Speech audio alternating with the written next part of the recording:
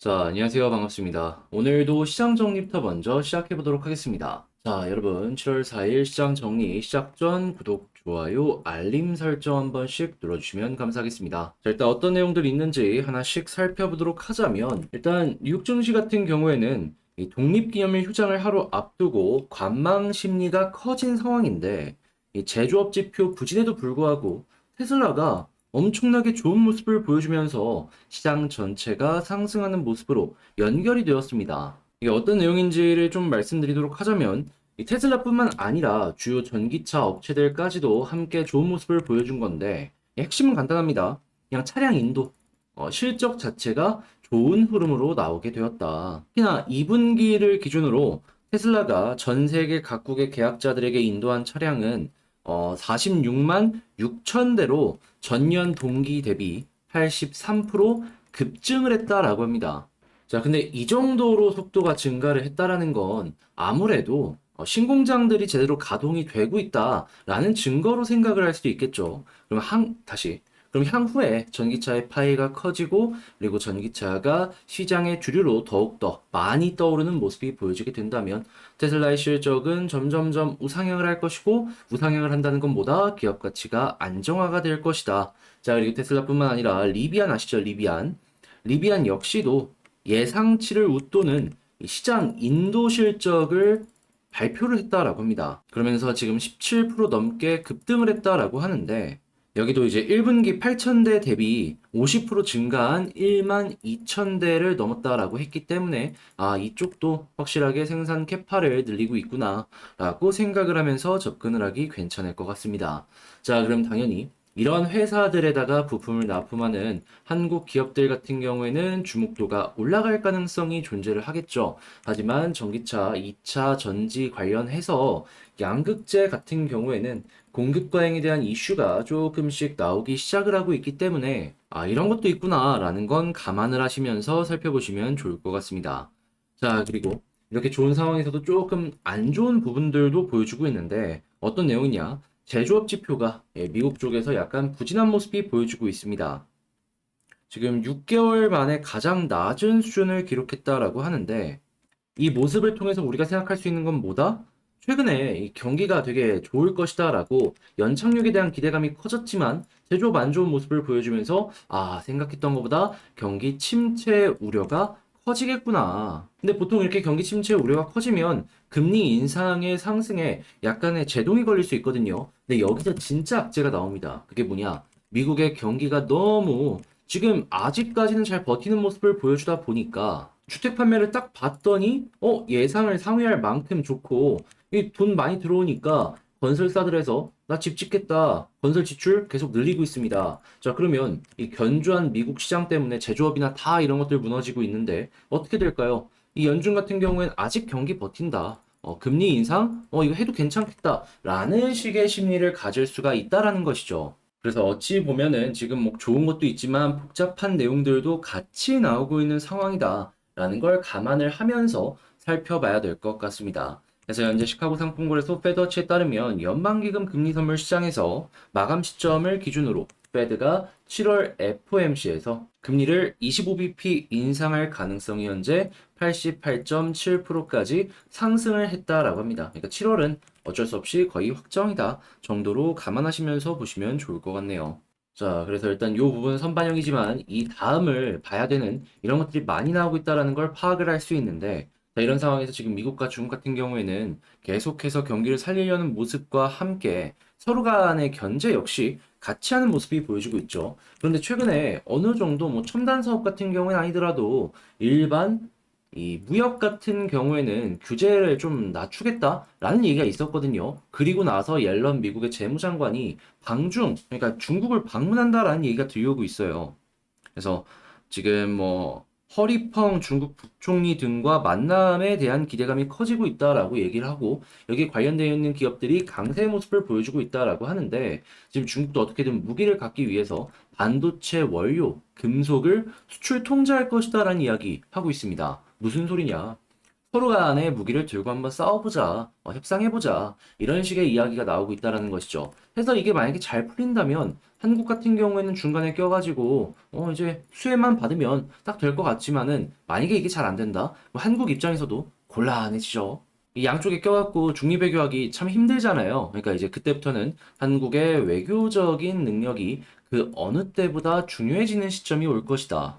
예, 생각을 하시면서 쭉 보시면 좋을 것 같습니다. 그래서 현재 국제유가는 WTI 기준 69.74달러로 마이너스 1.2% 하락 마감하였고요. 채권은 약세, 달러는 강세, 금 가격은 상승 마감하였습니다.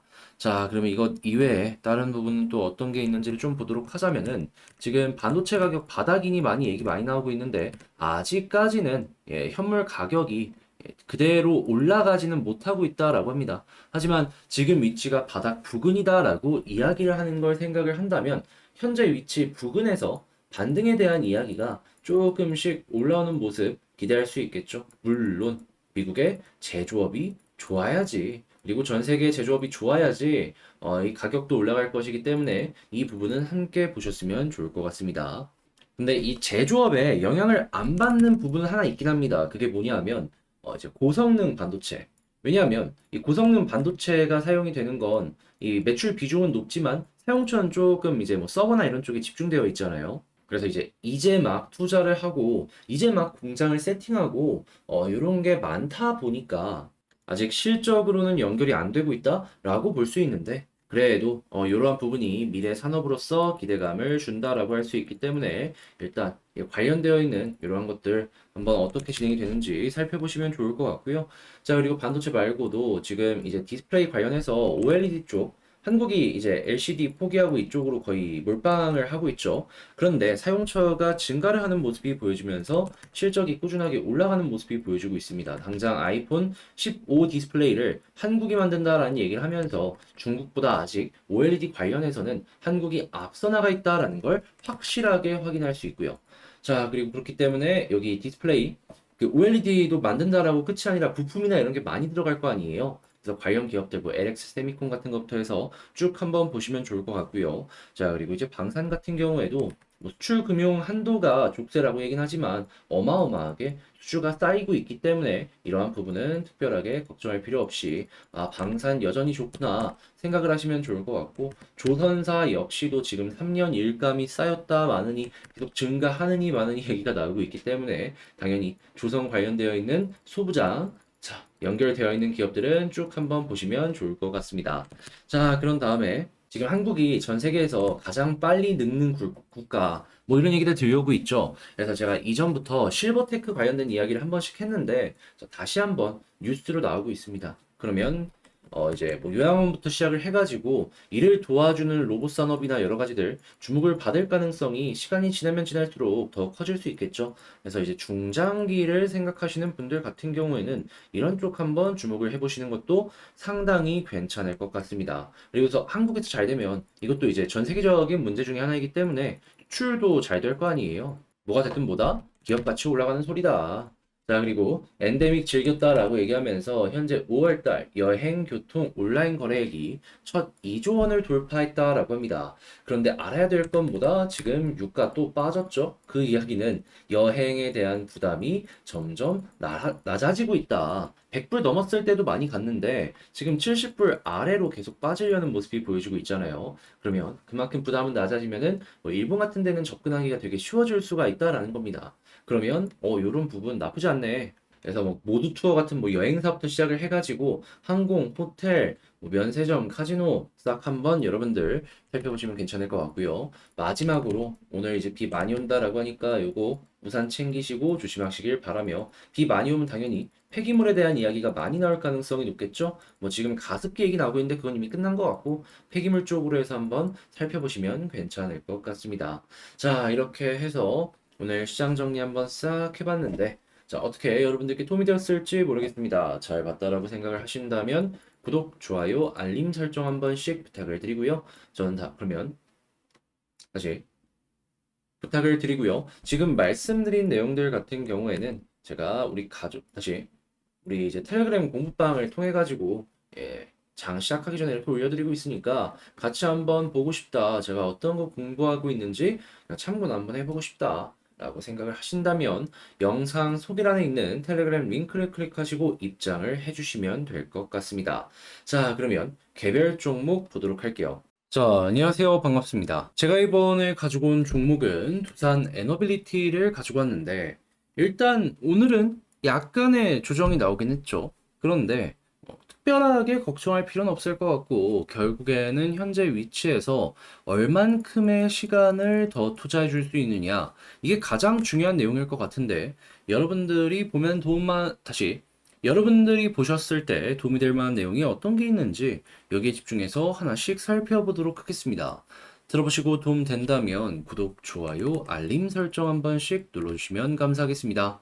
자, 일단 가장 먼저 이 두산하면은 지금 뭐 여러 가지가 있겠지만 원전을 빼놓고 생각을 할 수는 없겠죠. 자, 그런데 한국에서 최근에 어떤 것이 출범을 했냐? 소형 원전 얼라이언스가 출범이 되었다. 여기에는 정부도 끼고요. SK도 끼고 GS도 끼고 삼성도 끼고요. 두산 에너빌리티도 참여를 하게 되었습니다. 자, 그럼 일단 제일 먼저 정부가 꼈다라는 걸 생각을 한다면은 야, 이것저것 규제나 이런 부분에 있어가지고 좀 뭔가 걸리는 게 있으면 치워줄 가능성이 높을 것이다 라는 걸 첫 번째로 생각할 수 있을 것이고, 두 번째 같은 경우에는 정부가 요즘에 세일즈 외교 해가지고 해외에 이 국산 뭐 사업이나 여러 가지 많이 따와주고 있잖아요. 그럼 이런 부분들도 한번 기대감을 가지면서 보는 거 상당히 괜찮을 것 같겠죠. 근데 주 기기가 아무래도 이 원전에서도 가장 중요한 부분 중에 하나이기 때문에 어떻다? 남는 게 많다. 그러니까 다른 곳들과 비교했을 때 영업이익률이 높을 가능성이 높다. 딱 이렇게 나오는 내용들을 보면은 굉장히 기대감을 가지면서 볼 수가 있는 겁니다. 게다가 파운드리 관련해가지고 이미 1조 이상을 투자했는데 다른 데에는 뭐 특별하게 나오는 얘기가 없잖아요. 그러면 그대로 이들의 수주 물량은 두산에게는 우리의 실적으로 연결될 수 있겠구나라는 생각을 하면서 접근할 수 있게 만들어주는 것이죠. 그리고 생각을 해야 되는 게 뭐냐 하면 원전이 이렇게 해서 많이 팔리잖아요. 그러면 분명히 이제 남는 전기를 어떻게 할 것이냐라는 얘기가 분명히 나올 겁니다. 근데 지금 나오는 기업들의 공통적인 특징 하나 더, 수소 관련해서도 상당히 많은 투자를 하는 기업들입니다. 그렇다라는 얘기는 산업부와 함께 협력을 해가지고 수소 터빈이나 아니면 수소 연료전지 관련으로도 해외 세일즈가 진행이 될 수도 있겠다라고 생각을 하기가 괜찮다라는 거예요. 그러다 보니까 영상 초반에도 제가 이제 조금 시간이 걸릴 수도 있겠다라고 말씀을 드린 거예요. 그리고 이 이전의 영상들에서도 꾸준하게 관련된 내용을 말씀을 드릴 수가 있었던 것이고, 그래서 일단 이러한 부분이 꾸준하게 만들어지게 된다면은 횡보는 기본이다라고 생각하면서 조금 더 나도 시간을 투자해야겠다라고 생각을 하시며 보시면 좋을 것 같고요. 자, 그럼 이런 상황에서 이제 올라가기 위해선 뭐가 필요하냐라는 걸 생각을 해야 되는데 단순하죠. 마이너스 많이 나오면 떨어질 가능성 높은 거고 플러스 많이 나오면은 여기서 이제 올라갈 가능성 높은 겁니다.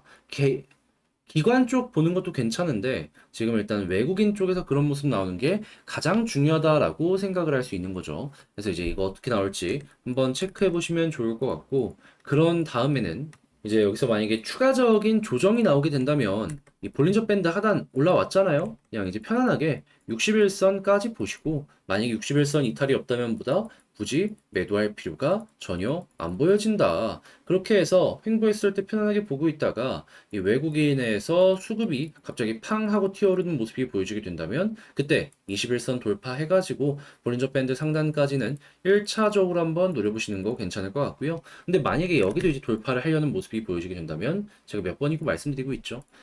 2만원부터 매물이 너무 두텁게 많이 남아 있습니다. 소화하는 구간이 이렇게 두 번 있었다라고 하더라도 아직 갈 길이 많이 남았거든요. 물론 이 위에서 횡보를 한다면은 소화하는 량 자체가 굉장히 커질 거예요. 그런데 이제 아직 그 모습 안 나왔잖아요. 그럼 여기서 또 한번 올라가는 모습이 보여지다가 눌릴 수 있으니까 이런 부분은 감안을 하셔야 된다. 근데 여기서 만약에 버티면서 외국인 수급이 괜찮은 모습을 보여주게 된다면 자연스럽게 매물은 소화가 될 것이고, 그렇게 22,000원 부근까지 돌파하는 모습이 보여지게 된다면 이쪽 부근의 소화는 끝내고 빠른 속도로 24,000원 아래 부근까지 올라갈 수 있을 것이다. 일단 단기적으로는 이런 식으로 전략을 세우시면 좋을 것 같습니다. 자, 그러면 지금 말씀드린 걸 가지고 두산의 이제 전략들 총정리를 한번 해보도록 하자면 첫 번째 같은 경우에는 나오는 뉴스가 상당히 긍정적이기 때문에 지금 당장 걱정할 필요는 없으니까 이 부분은 지금 괜찮게 보셔도 좋을 것 같고, 자, 우리 두 번째 같은 경우에는 수급을 봤을 때는 이 횡보의 구간이 만들어질 수 있는 그런 모습이 보여지고 있기 때문에 시간을 조금 더 투자해야 될 필요가 있다. 하지만 만약에 외국인이 다시금 많이 매수해주는 모습이 보여지게 된다면 추가로 빠른 시간 내에 올라갈 가능성이 높아진다라고 접근을 하시면 되겠다. 자, 우리 세 번째 같은 경우에는 이제 이런 상황에서 만약에 빠진다면 61선까지 빠질 수는 있어요. 근데 만약에 빠지게 된다라고 하더라도 이탈이 없다면 보다 굳이 매도할 이유가 없다. 그냥 여기서는 시간 더 투자하면은 어느 순간 올라가는 모습 기대할 수 있을 겁니다. 자, 그리고 이제 이런 상황에서 21선 돌파하게 된다면 빠른 시간 내에 볼린저 밴드 상단까지 한번 노려보기 괜찮을 것 같은데, 그래도 2만 원의 매물대는 어쩔 수 없는 큰 벽입니다. 여기 소화하는 시간은 조금 많이 필요할 겁니다. 그래도 이런 상황에서 2만 2천 원까지 돌파해주는 모습이 보여지게 된다면 여기서 이제 추가적으로 더 올라가는 그림 기대해보면 좋을 것 같네요. 자, 해서 이렇게 두산에 대해 정리를 쫙 맞춰봤는데 어떻게 여러분들께 도움이 되었을지 모르겠습니다. 한번 도움이 되었으면 바람으로 열심히 준비해봤는데 이 지루한 시장 이런 거 보시면서 비교적 편안하게 이 전략을 세워가셨으면 좋겠고요. 도움되었다라고 생각을 하시면 구독, 좋아요, 알림 설정 한 번씩 부탁을 드리며 저는 다음에 더 좋은 영상으로 다시 인사를 드리도록 하겠습니다. 이상 주식 정리해드리는 주정남이었고요. 영상 끝까지 시청해주셔서 감사합니다.